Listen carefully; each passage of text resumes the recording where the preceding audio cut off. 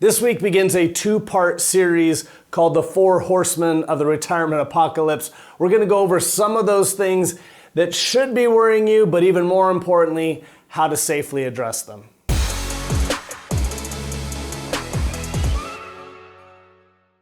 So having been in and around the industry since the 90s, this has been part of my world longer than it hasn't. I've had the privilege of walking a lot of people across that line into retirement.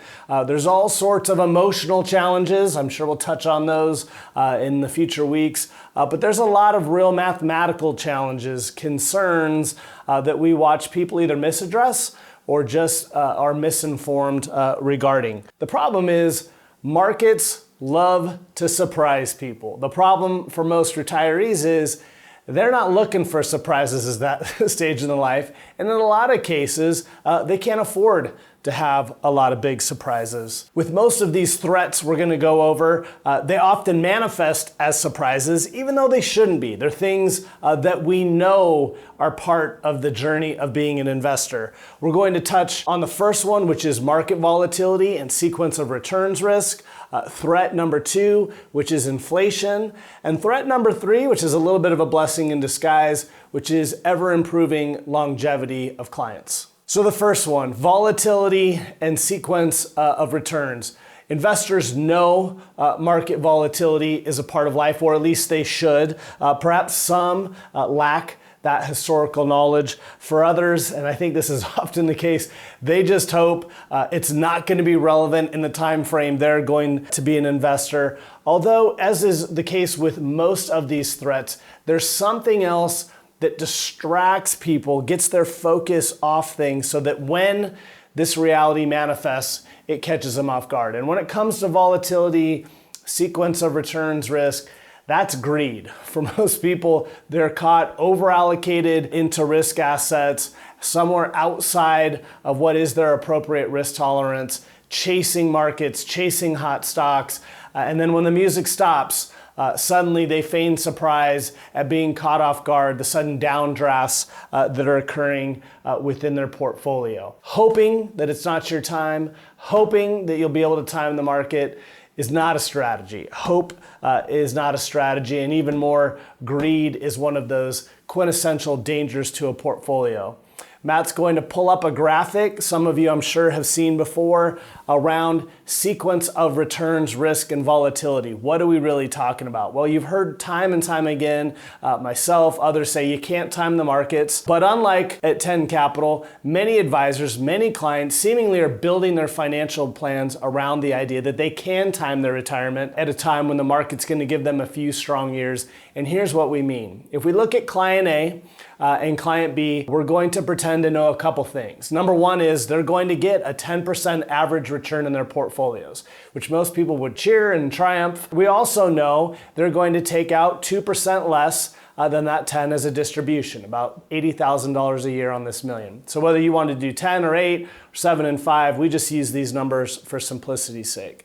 Client A is fortunate. They retire, have some strong years in the market, and as you can see, even despite taking out $800,000 over 10 years, are still left with over $1 million in their account. Client B, we always like to joke, equally as wonderful of a person. They have the same plan. They go in, they're going to get the same return. They're going to have the same distribution rate. But unfortunately for them, they have some modest declines within the markets their first couple years as investors, nothing catastrophic.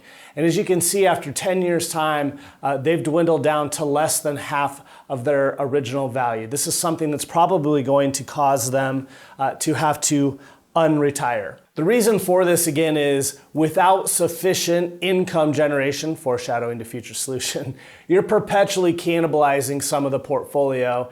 And if you think about it hard enough, you're doing the exact opposite of buy low, sell high. You're going to be selling fewer shares when they're worth more at the top of a market and be forced to sell a lot more shares at the bottom of a market, which again, never have a chance to come back, thus reducing the longevity of your portfolio. The second threat is inflation. And Matt, once again, is going to cover up my mug this week with the chart we've been pounding into people, particularly in this high inflation environment. Here, the threat, the thing, we all know inflation occurs. The thing that gets us off focus here is fear. People who are bearing a bunch of cash, they love seeing a statement that has about the same value on it all the time. They misstep the volatility and therefore think they're safe. But in stepping out from volatility, they're actually stepping into even more risk. Just a quick look, if you look at a 3% historic inflation rate and its impact after 10 years, it's eroded over 25% of your purchasing power. That's about as gnarly as any bear market that you're gonna incur. And unlike a bear market that can snap back, this purchasing power eroded by inflation is gone for good. So it's always important to remember, yeah, there are things that are uncomfortable, i.e. market volatility and temporary, and there are things that are fatal or really damaging in the form of inflation and lost purchasing power that are far, far more permanent. The third of the four horsemen, we'll get to the last one in the solutions next week, is hopefully some good news, which is longevity. The issue here, of course, is just running out of money, but the good news is, statistically, if you're a married couple in your 60s, there is a 75% chance or so that you're gonna live to be 90. One of you is gonna be 90, and almost a 50% chance that one or both of you is gonna live to be 95. Again, this is mostly good news, but it needs to be planned for. The old notion of that 60-40-4% rule was predicated again on a 20-year type lifespan. Here we're talking for a lot of retirees, 30, 35 years plus of retirement that needs to be accounted for. The obvious takeaway to wrap this up is you need your money to last a long time. But the other part of this long time span is those first two threats have a lot of time to rear their head, a lot of volatility that without a sufficient plan is going to bring that sequence of returns risk in. And of course, a lot of years for inflation to try to work against you, eroding your hard-earned purchasing power. Next week, we'll wrap up with the fourth horseman, as well as some key solutions that can help you be at rest and enjoy these 30 plus years of retirement that you hope to have. As always, if we can be of help to you or anyone you care about, we're here all the time. Thanks so much.